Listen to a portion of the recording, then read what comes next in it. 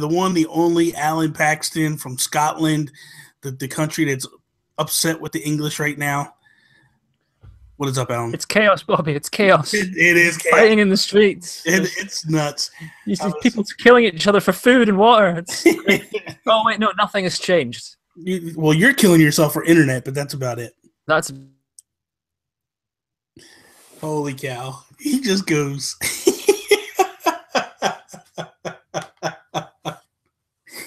Oh, for those that are watching, Alan just disappeared. Just as I said that, his internet went on him, and he's gone. So I don't know. We'll wait for him to come back. When the days are cold and the cars all fold and the saints we see are all made of gold. What is up, everybody, and welcome to episode 50. 50 episodes, Alan. That's crazy. Of the Geek Cast. It's not my age, man. We passed my age 8 episodes back. You're closer to it than I am. Yeah, I'm very close to it. Man, I'm old. But I am joined by the one, the only Alan Paxton from Scotland, the country that's upset with the English right now. What is up, Alan? It's chaos, Bobby. It's chaos. It is chaos. Fighting in the streets. It's nuts. You see people killing each other for food and water. Oh, wait, no, nothing has changed. Well, you're killing yourself for internet, but that's about it. That's... Holy cow. He just goes...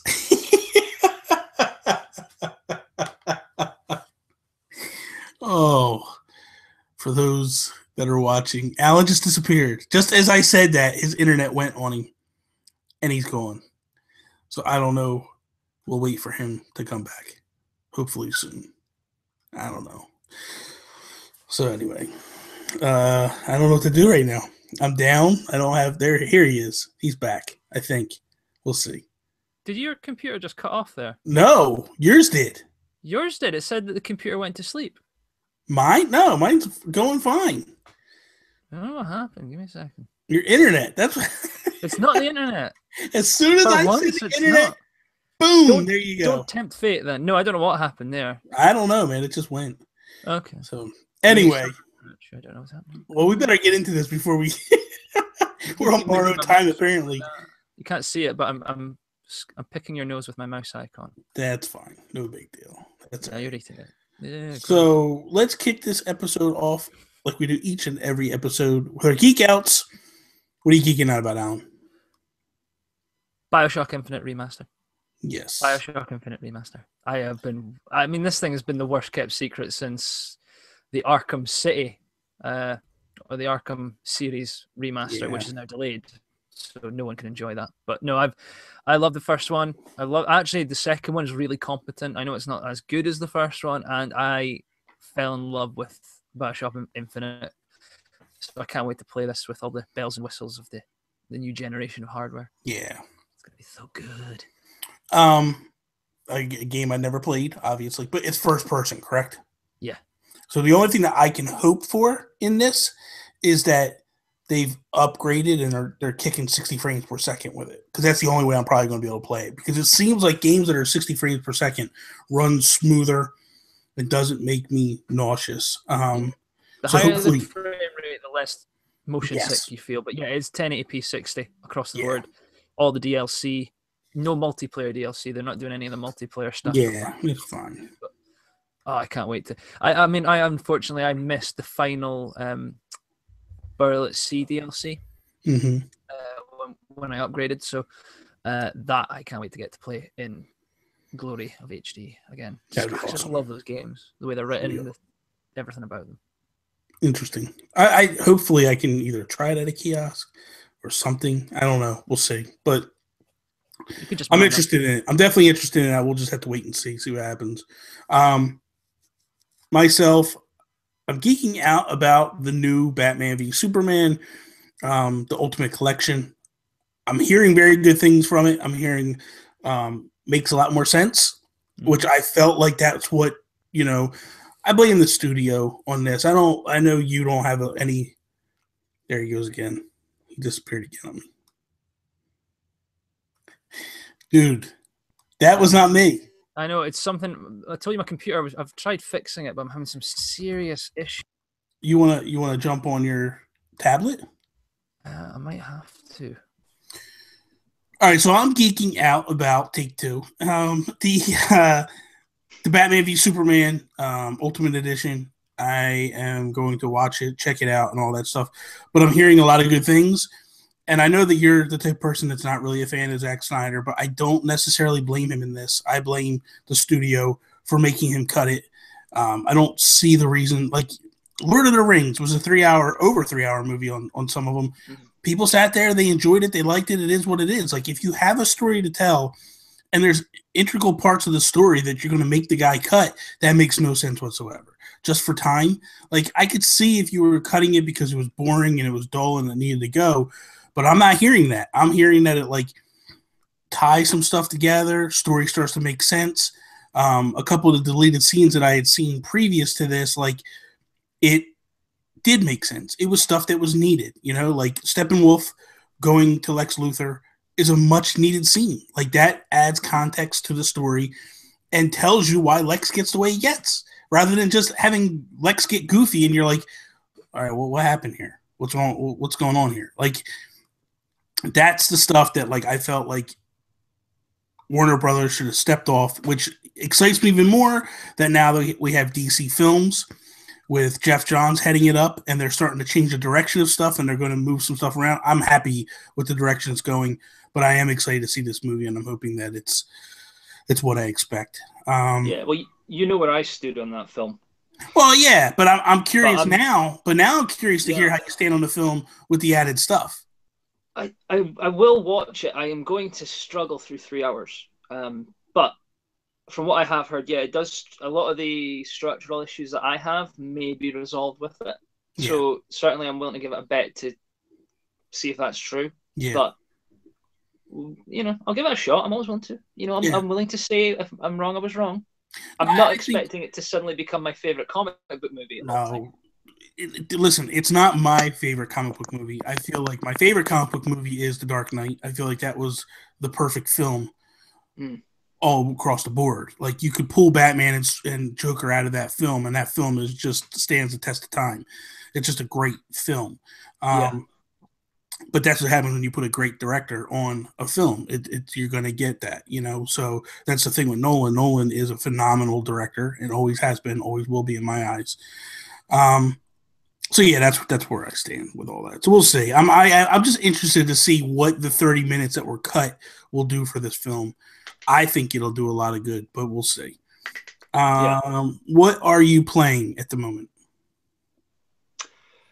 Well, I've been just jumping in. I was playing more of the Dead Island remaster that came out. To be honest, I haven't had a lot of time to play games. Work has been brutal, so that's taken up the game of life. That's what I've been playing. The game of life. That's not a fun game to play sometimes. No, especially when you're losing like I am. So stop it. You're fine. You'll be fine. Just keep your head up. Anyway, I've been playing Tokyo Mirage Sessions. Been putting quite a bit of time into it. I really like this game. It was the first. I was telling Sean on If We Ran Nintendo, the podcast I do with him, that when I first started playing, first hour and 15 I was into, and I was like, this is going to be good. And then it got real slow. But I'm hearing that is the way a lot of Persona games are. Like, a lot of Persona games are very slow paced. And then once it kicks in, it just kicks in and it's kicked in. And this is really cool. Like, I finished chapter 1 and I finished off, I think all of the little side quests between chapter 1 and chapter 2. It's different than what I expected. It's kind of neat. I'm starting to get more of the gist of it, and basically what it is like this entertainment agency is actually a secret society of heroes per se, and they perform and they do all this stuff. But what it is they can go in between worlds into this alternate world and fight these what's called mirages. And so it's just really neat. But there's good Mirages and bad Mirages, and the good Mirages are the Fire Emblem characters. So what happens is like every character gets like what they call a Carnage, and they are like when they run around the normal world or whatever, or stuff when they're just running around, it's like a sword or whatever. But then like to liken it to like a Final Fantasy game, when you call up a summon, the Fire Emblem character comes out and starts fighting for you, and it's really cool. It's really graphically, it's really colorful, very well done. I just think it's a great game. I'm really, really enjoying it so far. So we'll see. I'm about 8.5 hours in right now, and I'm just looking forward. And I haven't even started chapter 2 yet, so I'm getting ready to jump into chapter 2, and we'll see what happens. So, but it's also rating very well. Like it's reviewing pretty good. So. It's not a game it's on my radar. I've seen a lot of folk posting about it, but I just don't think it's anything I can try.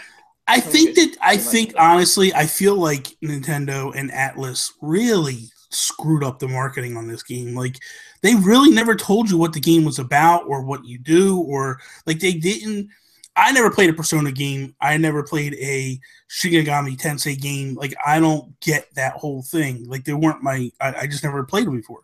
So going into this, like I had no clue what I was getting into, but like I just kept hearing people say, like, it's going to be good. It's going to be good. And I was like, okay, let me give it a shot. And I'm glad I did. Like, I like role-playing games. So for me to dive into a game like this, it's a lot role-playing. It's role-playing and a lot of anime. So, it's a little tough. But I like, too, that what they did was all the characters speak Japanese, and then it's all subtitled.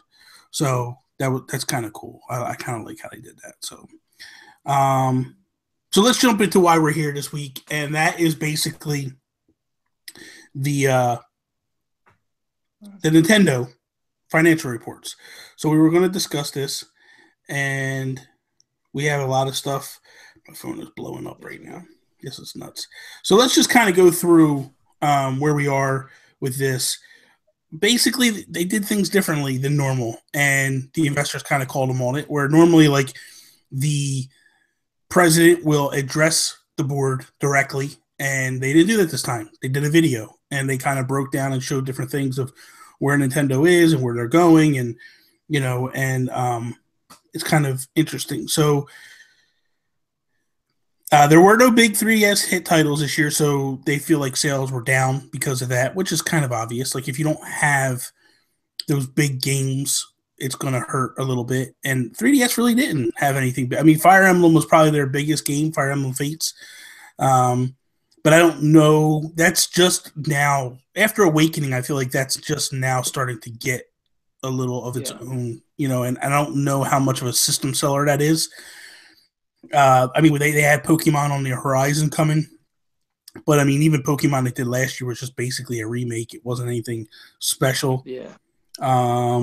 Splatoon, Mario Maker, Twilight Princess HD, they said all did well.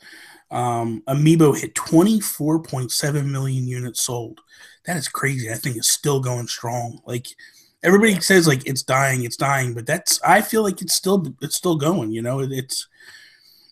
There's guys like you and Toby that are kind of like, I just want to finish the Smash ones and I'm done or whatever. But there's a lot of people out there like me that are still collecting everything and going. Yeah. Which is weird that we still have a release date on the last 3 Smash. Speaking of Amiibo, I really want them. Yeah, they haven't said anything about it at all, and that kind of, I don't know. I think we'll get them soon. I think that they got to give them soon. I mean, they're getting ready to move on to the NX, and they haven't done unless they do something crazy and they do put Smash on the NX, and then as a way to say like, hey, we do have Amiibo going to work on the NX. Here's your last 3 Amiibo. Who knows? Crazier things have happened, but they said the downloaded sales totaled 43.9 billion yen. It's a lot of money, man. Just for downloaded sales. That's pretty impressive. They said Miitomo got off to a good start. They didn't go anything further than that because I don't think it did. It hasn't done good since. Yeah, I think that's dropped off a lot more than they expected. But oh yeah, they handled that one wrong. I think that they should have had a little bit more meat to that game. Your ability to maybe interact a little bit better. It should have been more Tomodachi Life based than it was. It took one aspect of 2 aspects of Miitomo, and that was it. And it was so I think they or 2 aspects of Tomodachi Life, and I think they could have done a little bit more with that. They said that their operating income recovered, but losses due to the strong yen reduced ordinary and net income. So basically, again, any profits or losses they're making is all basically exchange rate based. It's not based upon them really selling stuff and doing well as a company overall, which is, a lot of Nintendo people were like, oh, they had profitable years. It's all because of exchange rate. It had nothing to do with them really selling well or doing anything good. I want them to do well. I love Nintendo, but at the end of the day, like they need NX to do well and to turn them around, I feel. Assets, $1 trillion. $1 trillion. That's crazy. 1,296.9 billion yen. That's a lot of money in assets. So they're doing pretty good with that. Issues to address. Up to now, the goal has been to expand the gaming population, irregardless of age, gender, and experience. Now the focus increases the population exposed to Nintendo IPs. So I think they realize that, like, hey, they're hurting a little bit, and they need to expand their focus a little bit. Contrary to what you've been hearing with a lot of people, a lot of people are focusing like Nintendo keeps saying they want to get back to kids and things like that. Like, I feel like Nintendo is very strong at bringing kids into their games and all that. Keeping them is the hard part for them. So they need to do something for that middle tier, I feel. Because I my own feeling is like the Marios, those type of games, they get the kids. The kids get excited for those games. It's a breaking in point. And then the adults, they're the ones that are also into it. But that middle ground is just, that's where they're lacking and they're hurting. They got to pull it together with that. I think there was a thing posted. I haven't read the full article. I just scanned it, the headline. I've seen it popping up about Nintendo going after that kid market that seems to be forgotten about. But that's really always been their thing, to kind of try and skew younger. Yeah. I think the big problem now is they need to bring back the lapsed adult gamers. And absolutely. Well, absolutely. Over the kids. Exactly. Pokemon Sun and Moon 3DS due out worldwide in November, with other Nintendo strong third-party titles to be released, which is good news. That's good to hear that they have some other stuff. The aim for 3DS is to make the platform active again. I love the 3DS. I think the 3DS is a great console. It's definitely, in my mind, better than the Vita in terms of like games and quality games on it. The Vita is definitely a powerhouse and can do phenomenal things. It's just not. I feel like it's an awkward handheld to play. It doesn't feel comfortable in your hands as much as a 3DS does. And the library is just not there. It's a lot of indie games, which I'm a huge fan of indie games, but I'd rather play indie games like on my home console or my handheld, depending on the style of a game. You know what I mean? As much as I loved SteamWorld Heist on my 3DS, I actually enjoyed it a lot more on home console. So, and vice versa. Like, as much as I loved SteamWorld Dig on my Wii U, I actually enjoyed it more on my 3DS. So it's all varying. It all depends on where you go. Shovel Knight, same thing. Like, I didn't really like it on my Wii U. I loved it on my 3DS. So it's all relative to what you're into. But I take that base by base. But to say that like most games that hit on the Vita are indie games or JRPGs. Like, I'm a fan of JRPGs as well, but like I want other stuff as well, like to hold me over, not to have like 2-style games. NX reconfirmed for worldwide launch in March 2017. The dedicated game machine business will continue to be core. So that's good to hear. Like, that's very good to hear on two folds. Like, one, they're sticking firm to that March 2017 date, which is good. They need to stay in that sweet spot for me personally. Because I feel like Zelda's a linchpin. They cannot delay Zelda again. They will lose a lot of ground if they delay Zelda. Things have happened. I agree. I'm with you. I think that if they delayed it like a couple weeks, it's not going to hurt anything. If they turn around and delay like 6 to 9 months, they got problems. They got huge problems.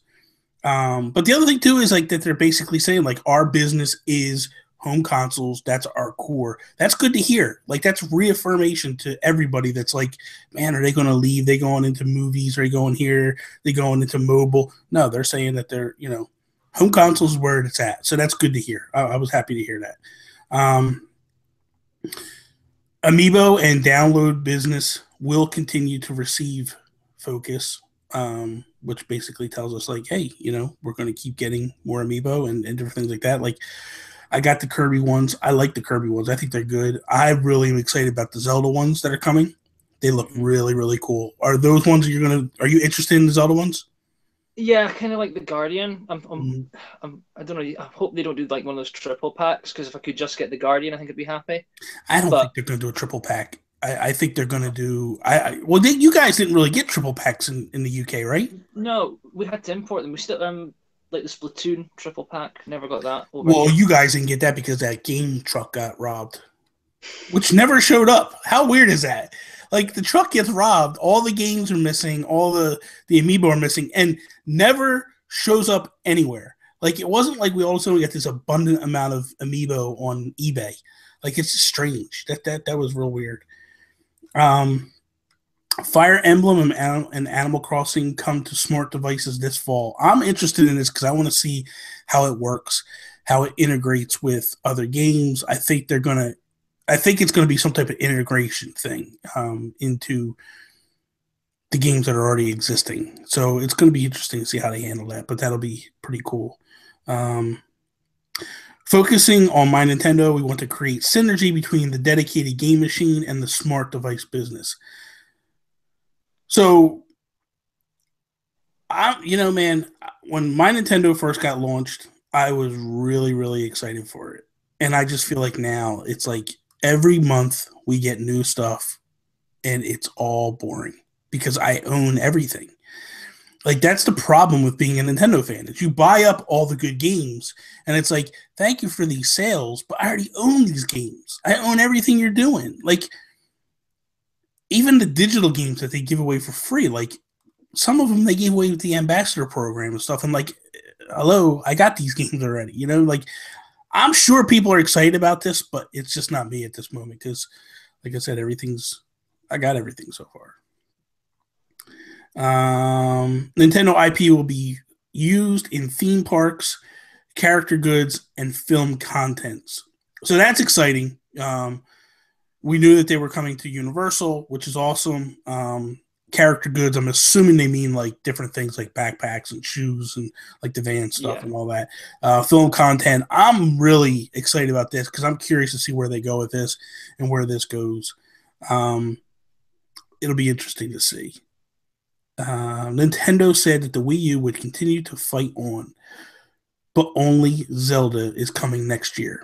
So that doesn't make sense. That's kind of a contradictory comment. Maybe it means it'll fight on this year, but next year it's done. It's dead. The problem with this is why I'm getting really annoyed with Nintendo right now, and it's starting to grate more than anything else. We've known NX is coming out for 1 year. Mm-hmm. We're actually battling down, or we may have passed the point where they announced the DNA agreement where NX got revealed, and we still don't know anything about this. But I don't know if you've broached it yet. I was looking. They were mentioning later on production. They're starting to kind of figure it out, which makes me think by end of this month we should be getting an announcement of when we're going to get it. Because as soon as they start producing that thing, on comes every leak under the sun. We're going to get hardware leaks. We're going to get. Well, I think they are making. Look, they have to be making the console now. Yeah, I think that they're making the console because they don't want to. It's on the light side. It's low key. They're not going crazy with it, because they don't want to have shortages. They want to be able to supply people with what they have. Especially, like, here's the thing: where it's launching March, you don't want to have shortages because you want everybody to be able to get it. It's a different story if it's the holiday, because it's almost like if you're short at the holiday, That's just a hype that you can't buy, because a lot of times, other than like the Wii, but a lot of times when they're short at the holidays, you will get it like soon after the holiday, like February. You'll start to see like more and more showing up. This makes no sense. Like, why do you create a shortage other than you hope that it has more hype? But Nintendo's perfect at it. Like, look at the amiibo. Yeah, the Wii. Yeah, and that's what I meant. Like, the Wii was definitely one, but that was like 2 years. You couldn't find one. That was crazy. That that's just something that's totally different. But I feel like they've learned a little bit from Sony. Like, if you have them, sell them. If you can get them out there, you want to get them out there because the people are going to buy them. Yeah. They definitely need to take a page out of Sony's book. Okay, so then they had a Q&A, and let's kind of go through. I don't want to go through all the questions because some of them are just, to me, are really make no point. Like, like the first one, question was, I've held shares for 20 years. I want to protest. The board of directors has been all male. Like, my feeling is this, and look, I'm all for women, being strong in the workplace and all that stuff, but I feel like I just feel like this, like, do you want to hire somebody based upon their credits or just because of their sex? To me, like, it's not like Nintendo shuns women in the workplace. No. Like, there's a lot of, like, look at the Nintendo Directs. Look at, not the Nintendo Directs, look at the Treehouse Live. There was flooded with women all over it. Like, you have women producers and women directors within the company that are making the games and stuff. Like, if they don't have women at this moment that are in the board, like, I remember years ago watching E3 and them having women up there all the time, like, presenting and talking about games and all that stuff, and they still do it with the Treehouse Lives and stuff. It's like, I don't know. To me, it just it felt disingenuous a little bit. It's one of those questions I looked at. Well, you're wasting your question on that. I mean, the point I always make is we live in a world where you have equality of opportunity. You want it, there's no barrier preventing you doing it. If you've got the drive and the want, you'll get it.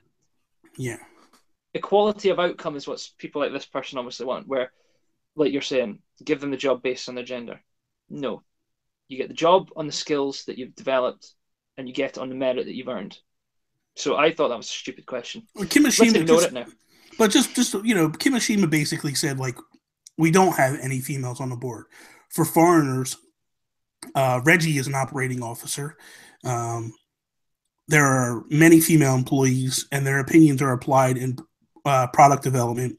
It's important that we continue taking their opinions in development. So basically, he's saying what we're saying. Like, we have women, and we take them seriously, and they work very closely to what we do, and all that stuff. So, I like you said, I kind of feel like you're in a business thing, and you're talking about financials.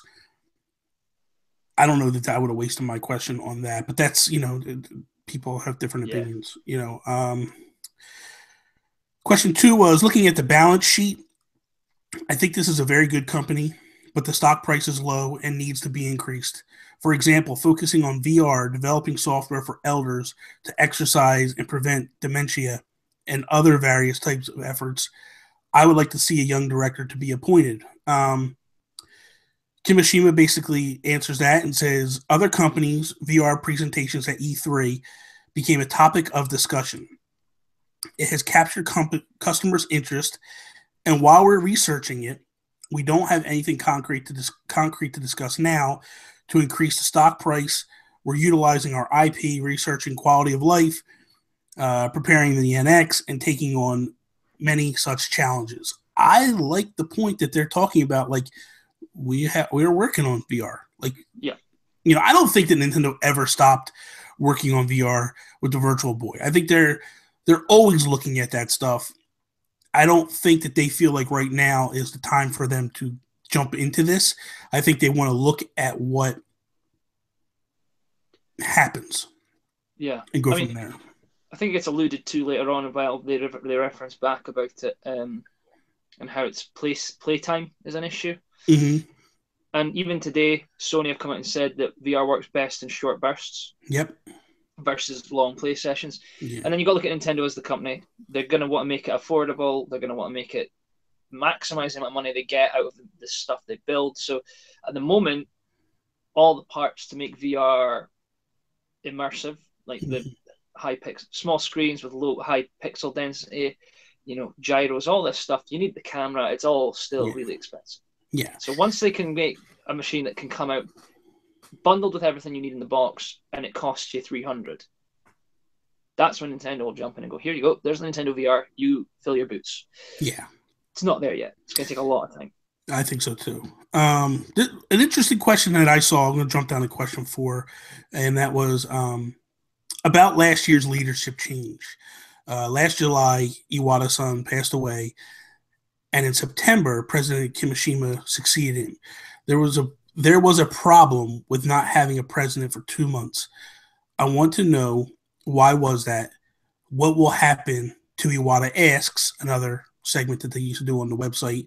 And many people are demanding action games as smartphone applications. So will you release a physical controller? So basically a 3-part question. The first one with Iwata, essentially he says like Iwata handpicked. It's kind of neat to find it. Like Iwata handpicked 3 people to kind of take over while he was in the hospital and doing whatever. Kimishima being one, Mr. Miyamoto being the other, and then Takada. I don't know how to pronounce that. But those 3 basically took the reins of the company until they were able to vote on a president at the time. And what they said was they didn't expect him to pass away so soon. So it kind of shows people too that like people didn't realize he was that sick. Like they knew that there was something wrong, but they didn't realize it was that bad and was that he was that far along. So it was a shock to Nintendo as well as, because I know a lot of people at first were like, oh, they had to know he was sick for so long. They had to know he was dying, and they knew he was sick, but it shows that like they didn't know that he was going to pass away as quickly as he did. They probably thought he had like maybe 6 months, 7 months to live. I remember when that announced, I was at work, and it was just like an out of the blue. We all knew he was ill, but you could tell, you could see he was ill. Yeah. Well, the thing too was, if you remember, and he was ill. He missed that first E3, and then when he come back to Nintendo Directs, he looked very skinny, and I was like, wow, something like we knew he had a surgery. I believe it was in his bile duct, and so that kind of leads to something cancer, usually when that happens. But I was never expecting it to go as quickly as it did. But as far as the Iwata Asks, Kimishima just basically says, like, I'm not a programmer. So me asking those questions would be boring because Iwata had a way to come at it from a different angle than I do. I'm more business. I'm more tech. He's more in, like, the hardware and stuff like that. So then you think like, hey, Miyamoto could take it over or whatever. But Miyamoto's like, I just feel like it got into a rut and it kind of got boring. I think that's basically Miyamoto's way of saying like, I'm not really interested in taking over that section of it. Then, they get into the controller for the smart devices, and they're basically saying that they want to make action games that don't utilize that, don't utilize a controller for. Listen, anybody. See, that's the thing that always cracks me up. You get questions like this from business people, and they're not really gamers, so they don't really know what it is. But anybody that's used one of them like Bluetooth controllers, they're not very good. They're they sync up sometimes they don't. Sometimes they're garbage. I've bought ones and I'm just like, this is just trash. It doesn't work at all. Like, so, and it works on some games and it don't work on other games. And it's like, so I get that. I have a good one. I got an Apple TV, but hit and miss. I don't think it's worth. Nintendo, again, it's like, will work to the device that you have. They're not going to, the Wii was peripheral city, but you've got the device in your pocket. They want to just make games that you take out, play, put away. without having this barrier of I need a controller. Or Yeah. to actually enjoy it, I need a new controller. Yeah. But I'm interested to see, because I mean, Fire Emblem, Animal Crossing, they are all no-brainers. I want to see them do something different, something unique. You know, Miitomo. I think we'll eventually get something like totally different, totally, you know, off the wall from Nintendo, that like now that they're actually in it and they're looking at it, they're really smart people and they'll figure out something really cool for this, I think. You know, and the thing of it is like when you play games that are, that's the other thing. Like it amazes me, like, oh, people are asking for action-based games on their cell phones. No, they're not. I don't think that. I don't listen. I don't know a single person, first off, that plays video games that's really truly into mobile games. But I have never once heard in all the communities that you and I are associated with, that we all hang out in, I have never once heard a single person go, man, I really would love an action game on my mobile phone. No. Yeah. Because you want them tight. That's the thing. You're playing a Mario game, and to me, that's what it's basically he's saying. Like, they want Mario on there. No, they don't. Because you want them tight controls. You don't want virtual buttons. You don't want no delay. And that's what you're going to get from a Bluetooth controller. You're going to get a little bit of lag. It's a little bit of, it's a little behind. And that's not what people want. Would they like it if it was perfect? I'm sure at some point. But that's not the case. That's not what I want. I know you don't want that. Like, I want to play my Mario on my big TV, enjoying it or my 3DS, enjoying it like I always have, and just having a good time with it. I feel like mobile is a totally different beast, and that's not what they're getting. Like the people that are buying mobile games are like my mom, my my uncles, my aunts, little kids. Like it's not what it is. Like, it's totally different. Like, and they're not interested in action games. You know what I mean? Like, my mom's not interested in action games. My mom plays Farmville. She'll play like different things like that, like swipe games, like puzzle games, and things of that nature, like Candy Crush, and like that's what I feel like the casuals are into. Just something that they can play for a couple seconds and boom, an action game. You got to take time to play an action game. It does depend how you view. I mean, if we use the strict definition of an action game, I think, you're right, it's not going to work. But games like Pilot Wings, Mario Kart, okay, maybe not Mario Kart. I don't know if they're going to do a straight, here's Mario Kart mobile. But if they did, that would sell like gangbusters. The amount of money they'd make from that would be obscene if they were to release a Smash Brothers mobile game with like complex online ranking system, daily challenge type games. That, honestly, printing money. That's what that does, and they're building to that. But they're just taking their time. Agreed. And real quick, let me give credit to where I'm getting all. What's that? So I'm coughing. No, it's fine.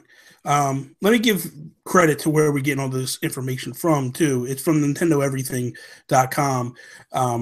They actually went and translate everything and all that, and they're basically putting the notes up. So if you want to check out the full Q&A and all that stuff and see some of the stuff that we're skipping around and missing, you can check that out. But I want to jump down to question number 9 because I felt like this was kind of interesting. The question was when the Wii U added HD support, there were development issues and software shortages. Will the organization avoid the same problems when investing in new technologies like VR? How is NX development structure? No, NX question was unclear. That's in parentheses. So they're basically saying, like, we understand where you're coming from, and there was a learning curve. But I feel like the learning curve for Nintendo was very quick. I mean, yes, it was slow, but compared to other companies, like when you looked at how long it took Sony and Microsoft to get into 1080p, 60 frames per second, that wasn't happening on the PS3 or the 360. They didn't start hitting that until the PS4 and the Xbox One. And Xbox One still struggled to hit that on a lot of games. Sony hits it more than, but Nintendo, you know, with Mario Kart, we're crushing it. With with Smash Brothers, they were hitting it. Mario.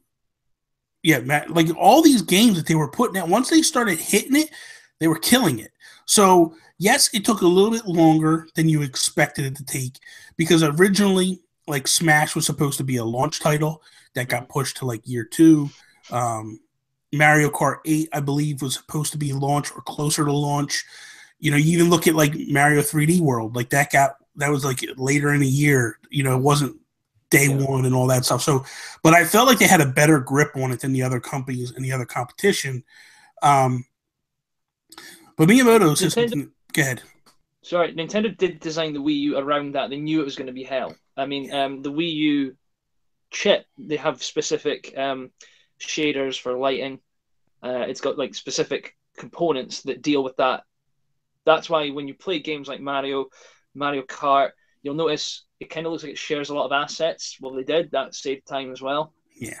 But even the lighting kind of is interchangeable. And again, that's through, even Wind Waker HD, it was through these custom parts that they were able to then, okay, where can we streamline our development? Because they knew it was going to be a nightmare. And then when you actually look at the games, I think the most unique games from Nintendo, the ones that we kind of got excited about, actually looked different. Look at Pikmin. Okay, it was a Wii game, but it was really very visually beautiful. I forgot the name. Woolly World. Again, looked strikingly different to those other games because they all shared what I would class as like a development time. They all were in development at the same time. They were all sharing assets. They all look very similar, very samey. And that was so Nintendo could, again, streamline, save money. But yeah, I don't know. I'm sorry. Every time I see this VR thing, I'm just interested about what Nintendo are doing with VR. It's just like. So to answer question 9, Kimishima comes in and says, I understand your question as being about my speaking negatively about the Wii U. Some said that the Wii U would sell because the Wii was selling. However, I said that if the Wii was selling, getting users enjoying the Wii to switch would be a hard sell, which was very true. But that's because a lot of people that bought the Wii were casual fans, grandparents and stuff that wanted to bowl and all that. And that's where a big difference came in. But then the kicker for me was Miyamoto, which he kind of nails it to me. At the time, we sold a game machine with a gamepad for 30,000 yen, which is $300 US. However, we faced difficulty from other companies releasing many tablets at low prices. If you remember, when they announced the Wii U, the only competition they really had was the iPad. And the iPad was selling for a tremendous amount of money. So what they were basically hoping that would happen is that people would buy this tablet console to play games, but also to give their kids a cheap tablet option so they could surf the internet and do all these different things on it in the house. Obviously, you can't take it away, which is fine. That wasn't a big deal. But then Amazon comes out with the Fire and all these different things and like really crushed what Nintendo was shooting for. So that's interesting, and I think that lays into a little bit of not that Nintendo coming out and going like, hey, we have this console for $300, made Amazon go, oh, we're going to make a console cheaper now, or we're going to make a tablet cheaper and all that. That had nothing to do with it. But I think because at the time when they announced, then Microsoft then talked about glass. They were going to do that glass thing where it was basically, or whatever they were calling it, it was going to be like a second screen. Sony started talking about the Vita was going to be able to connect and do the same thing, which essentially it can. Essentially it did. But that once Nintendo kind of flopped a little bit, they both turned their backs on it and went a different direction. I think that's why the NX is not being talked about the way we want it to be talked about, because as they talk about later on, they're being hushed because they're afraid of other companies stealing their ideas and they want to be ahead of the curve. So I don't know. I think that a little bit weighs into it. They've used that line all the time. We're not going to announce. We're not going to show off the controller for the Revolution because we're afraid companies are going to steal it. Okay, they did it with the GameCube. They did it. They've done it all the days. They always use this. We don't want them to steal it, and it's like, right, but now you're in a market where it's totally different. Sony and Microsoft have doubled down. It's all about power now. It's about horsepower. Scorpio Neo. Whatever you've got, you've got. Yeah. They've now doubled down. They know what they're doing. They're not going to steal your idea.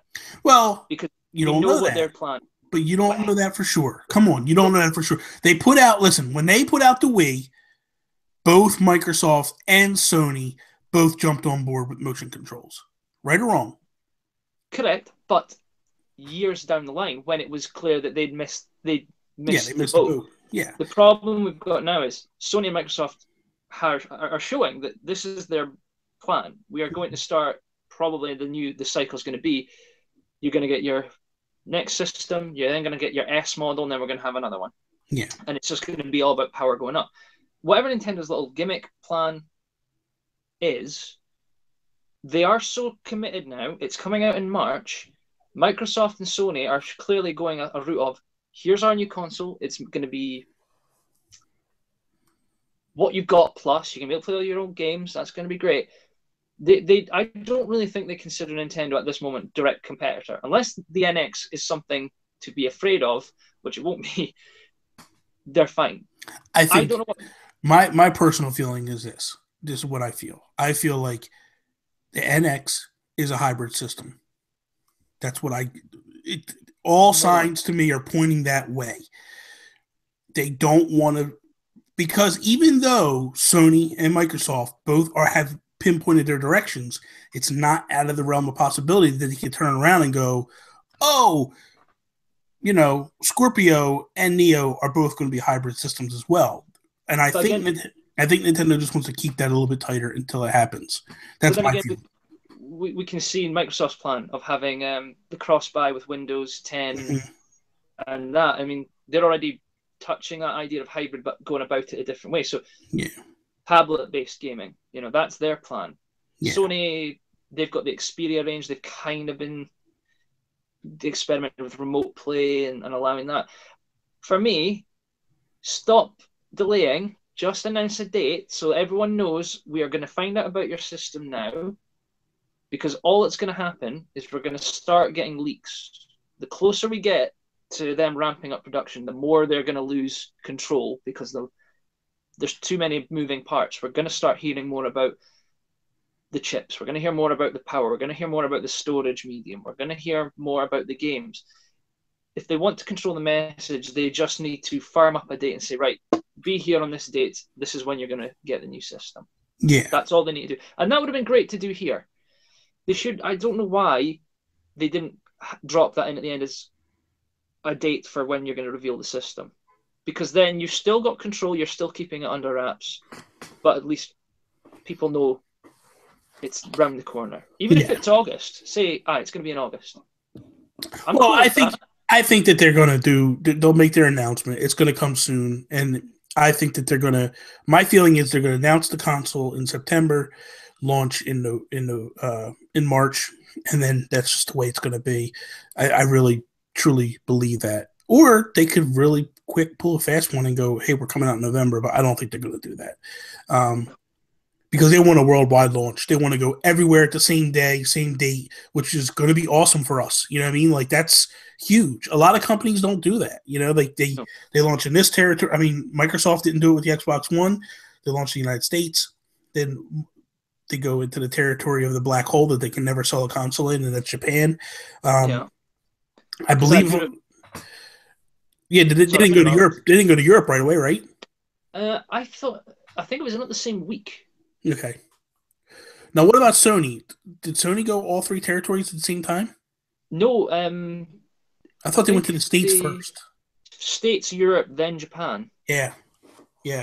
Well, and that's because in Japan, home consoles really are starting to fall off. A lot of people don't play the home consoles as much as they used to, which is kind of weird because in Nintendo still sells like mad in Japan. It's still the number one console in Japan. But that's not saying much against Microsoft because Microsoft does not sell in Japan. It is crazy. And then PlayStation, Nintendo basically, still has a stronghold there as well over them. They're losing ground, but it's not like in the United States where it's a huge flip flop. And that's because their IPs are still very strong in Japan as compared to the United States. I mean, they're still strong in the United States, but in Japan, it's huge. I mean, just look at like all the Splatoon stuff coming out right now. It's just madness. Like they get stuff they announced that the final Splatfest is going to be happening in the United States, and they put out like special edition shirts and stuff like that for in Japan. Like it's huge. It's huge in Japan. All that stuff. So there wasn't really much else that grabbed my attention in that Q&A that I felt like I needed to talk about. Was there anything that caught your eye that you felt like you wanted to discuss, or? A quick scan. I only got to quickly scan through it this morning. I was out and about. Yeah. Dealing with a hangover as well. So. Oh Jesus. Yeah, us Scots work hard, play harder, deal with the aftermath. No, I mean I think we really touched on it. I mean, for me, the big points to come away, I suppose not really surprising. They are still experimenting with VR.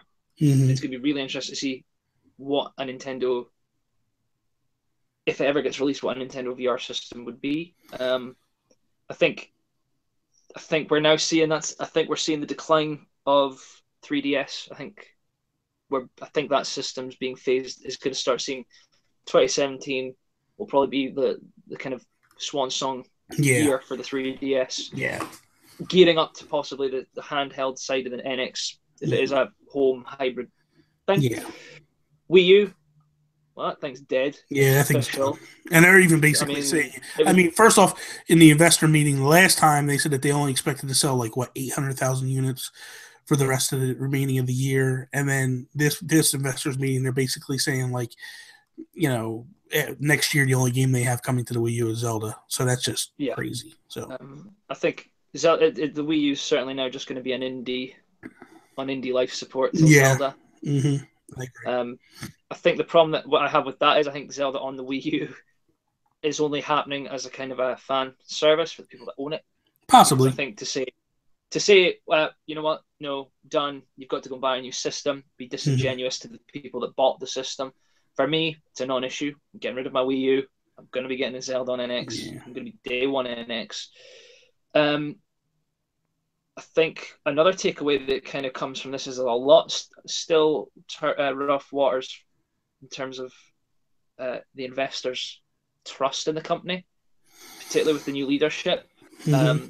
And I think it's certainly something that's been mooted, and it's kind of probably been, we've all thought it, but kind of some of the questions put towards him, not what you would call attacks, but almost critical of him as a guy, I mean, particularly his way he handled this meeting with the pre-recorded thing. I don't think that went down well at all. So yeah, a lot of discussion going to probably be happening there about how they go forward with him. But, even the shout, can we get a younger guy? Is that something Nintendo needs?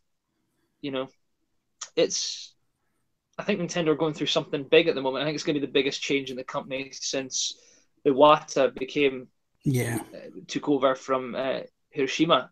And I don't know if it's going to be as smooth a transition from Hiroshima to Iwata. I think it will be, because you got to think that Kimishima is, I believe he's 65 years old or something. I think he was brought in to kind of calm the ship. Because the ship was very rocky and it was out of control. And I think he was brought in to kind of smooth it down a little bit, calm it down a little bit. They did make some comments to him, and he just basically said, hey, I know you don't want to hear it, but I'm still learning. I'm still trying to figure out what's going on here. And it's very honest. It's a very honest answer. The guy hasn't been president for a year yet. Calm down. He's certainly an unattractive position, as he's now having to steer the next console, which may be a vision that he wasn't fully behind. But what I'm hoping is, again, words that came from when he first came in and were echoed here, I think that was another really big point that we kind of missed, was his comments about the Wii U and how openly, he's the second time he's been open about how he disagreed with the Wii U being the course Nintendo should have gone down. Yeah. And he basically said, like, I didn't think it was good. Like, the way he made it sound was people just thought automatically, oh, we're selling Wii's, this is going to sell like crazy too. And he was just like, no, it doesn't necessarily mean it's going to sell. Just because the Wii sells doesn't mean the sequel's going to sell. And he was right. It was a very hard sell. It didn't help the way they tried to sell it. I mean, they butchered that. Yeah. And that didn't help. But yeah, I mean, interesting from some points of view. I'm still irked we don't have a Wii and NX date, but we'll get it. With me complaining about that. Relax, you'll get it. Relax. I want to change the subject real quick before we wrap up. Because this is the first time in a while that it's just been you and I on a show together. And this is a little bit different angle than most people are used to seeing you, because you had issues with your computer and you switched over to your iPad. Your wall behind you. Oh, yeah. So my question is how is that put together? Did you put them in number order? Is that what that is? Yeah, in Europe, I'll grab one. All of them are... see there, they're actually numerically ordered at the top.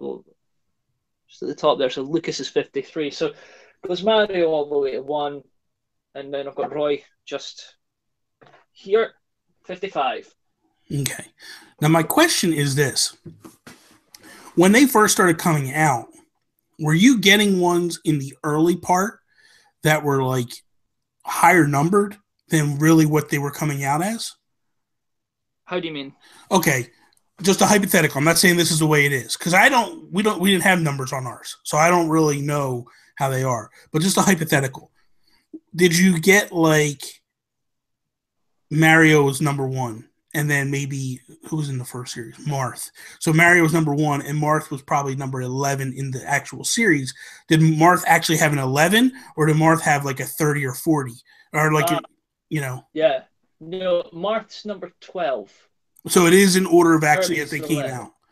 No, although I have just noticed that Zero Suit Samus is out of place. I am shamed by that. Why is she there? Where the hell? I'm going to have to fix that. I'm going to have to do this. You've ruined my day. No, because I wasn't sure if they... No, because I wasn't sure if the way they put them in order was in order of how they were in the game, or the way they were putting them out in the launch. It was just as they came out, but they do mix it up. Okay. I'm possibly going to have to take the wall down because it needs repainted. I don't know if I've got the energy to put it back up. So they will remain boxed, but they may come off the wall. So. I love it. I know, it's a nightmare. So, all right, so that is all. Thank you guys for listening to us on iTunes, SoundCloud, Stitcher. Thank you for joining me, Allan. I really, truly appreciate it. I always like just having a one-on-one chat with you. It's more fun. I am the yin to your yang. Yes. You can follow Allan, Instagram, Twitter, at Allan_Paxton. You can follow me, Instagram, Twitter, at Nintendo Gurus. That is all. Peace, mother. I need sleep. So much sleep. If you weren't drinking all the time, you would be able to sleep. In my defense, I don't drink all the time. Not drinking now. Well, I stopped you. You basically wanted to drink. If you had your choice, you would drink on the show. Yes. Exactly. Hey, we're still to do those night shows, the one where we can just like let. I think we're going to do that. I think we're going to do that episode 52, our 1 year anniversary, which is in 2 weeks. So.